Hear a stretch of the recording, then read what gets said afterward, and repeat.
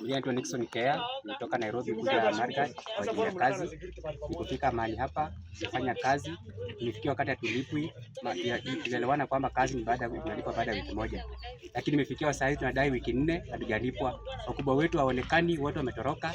Contractor haonekani, foreman haonekani, tuko peke yetu kwa ground, tunahangaika, tukipiga sauti hawasikie sauti zetu. Kwa hivyo tunaomba tafadhali tusaidiwe, tupate pesa zetu, tupate mshahara yetu ili tupate kulisha familia zetu kule nyumbani. Kwa majina ni Purity kutoka Araba, nilikuja hapa Market kutafuta kazi. Mimi ni mtu wa mkono, hatujalipwa, tunateswa,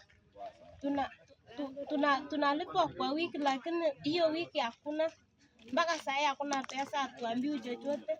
Jina naitwa Collins Mandila, mimi ni carpenter, mimi ni fundi, nimetoka Kakamega County kuja huku Baringo kazi. Kazi yenyewe imekuwa wasiwasi. Sasa hii ni wiki 3 hatujalipwa, tuko kwa shida. Mwenye wako hatumuoni, sasa tunaomba usaidizi.